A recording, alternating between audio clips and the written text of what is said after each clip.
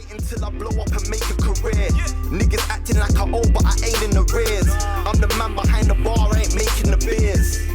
But here's the toast, I'm making it chill. Yeah. It's good.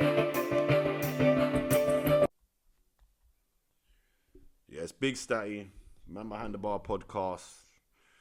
You know, doing a wrap up, recap on today's absolutely abysmal game by Arsenal. Arsenal 2, Crystal Palace 2.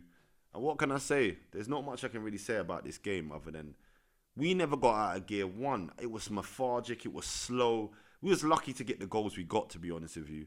Like, we showed a bit of intensity with the second goal because Timber drives with the ball and shows that he can actually run. Like, I'm telling you, no one looked bothered today, man. Like, I don't know if we're throwing the games away on purpose, but there was only one team up for it today and running and putting intensity in. And it's the team that's got a cup frigging game on the weekend. Like, Palace actually have a big game this weekend and they put in more heart than Arsenal. I can't lie to you. It's becoming a problem for me with this Arsenal drawing games thing. Like, and the manner of how we're drawing the games. Because if you watch my live stream, the signs were there at 2-1. I said, oh my God, they're bringing on Mateta. They're going to get the goal. And then they get the goal. And then for some reason, what my issue is, why do we always give other teams a goal? They don't even work for it. 3 minutes in, Kivior scores, good header.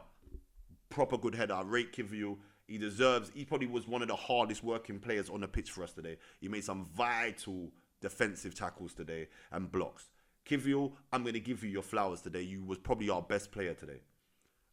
After that, Trossard, great effort. I told you Timber drove. No, obviously we had the... Oh no, I'm skipping ahead of myself. Eze. What a goal by Eze. I'm sorry, but they've been practicing that on the training field. Definitely been practicing that on the training field because, mate, edge of the box, corner whipped in. He's standing there by himself. God knows why no one's not marking him. He pops up with a volley, hits it into the ground, posting in. Absolute peach of a goal. Me, I'm not a hater. See, when someone scores on me like that, I just tip my hat and say, well done, son. Take a bow. You scored an absolute worldie. Great finish. 1-1. We get the rub of the green. I told you we're playing lethargic for most of the game, but then Timber wakes up, kicks in with his burners, drives to the ball, sprays it in.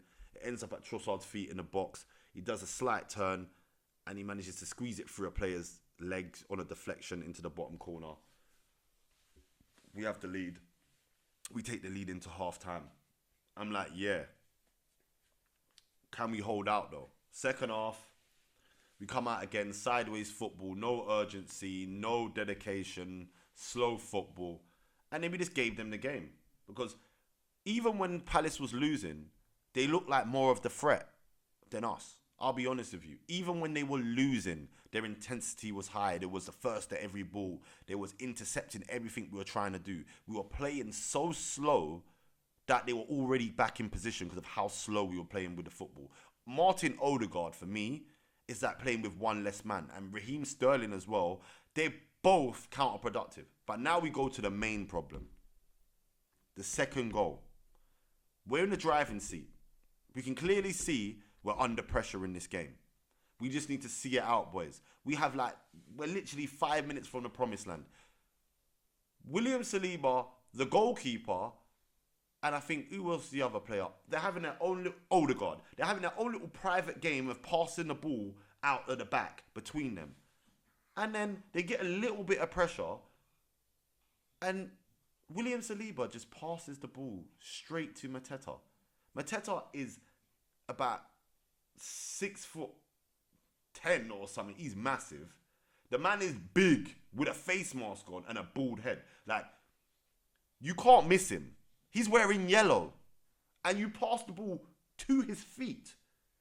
And he turns and does the most excellent dink. He couldn't get that no better. Crossbar and then 2-2. Saliba is getting the kitchen sink thrown at him today because I've had enough of this. As much as I give him his flowers, they want to compare him with Van Dijk and he's going to be the next coming of Van Dijk. You have the bozo gene. I've been watching you carefully now and I'm actually going to call you on it. several times in games, when it matters, you switch off. Real Madrid switched off. Porto switched off. This game switched off. A few games, if you're not watching what's going on, Gabriel is shouting at him and cleaning up. See, with my man, I've noticed this cool for school stuff. I started to realize you think, I don't know, you think you're Lionel Messi of defending or something. I don't know what it is about you, but you're unbothered. Today showed me you're either high or you just don't respect football. Because you had so many options before you passed that ball to Mateta. You could have even done the scumbag thing and tried to play for a foul. You know, when you just hold it up and then fall over. I would have gave you more respect for that. Or even if you just kicked it to anywhere, roofed it, anywhere. But I wouldn't even mind if you fell over and handballed it and they got a free kick. What the fuck was you doing? I don't want to hear it from nobody. Anybody that tries to come in the comments this time and defend William Saliba, I'll give you my phone number and we can have a conversation live and direct, or you can come to the podcast and we can argue it out. But see, William Saliba, I'm sorry, you just cost us 3 points. That's on you. Simple. That's on you. Because when it's going against us, sometimes we just need to be basic. The basics. You want to do Rolls Royce football when we're under pressure. Get out of it. I'm sorry, but get the fuck out of here now. Like, that's appalling. You need to go into that changing room and say sorry to everybody that was on that pitch. We weren't playing good. But sometimes when you're not playing good, you don't then go and kill yourself. You just killed the team. I've had enough. Like, today, my head is gone. I've had a bad day. And then this pussy wants to do that. He's more concerned about his curls on his head than winning the game and seeing it out. Like, I'm rattled. I'm going to end this here. Man Behind the Bar podcast. Everyone gets a player rating of 3s. Except for Kivio. I'm giving Kivio a nice 6.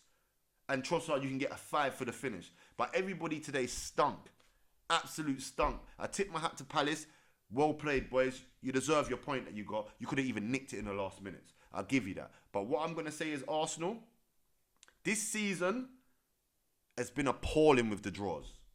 And I don't care if we're playing for the Champions League. We ain't winning Champions League if we're going to do potting performances like that. I'm sorry. That's poor. But anyways, big Statty, Man Behind the Bar podcast. That's my recap of the 2-2 draw between Arsenal and Crystal Palace. Appalling, boys.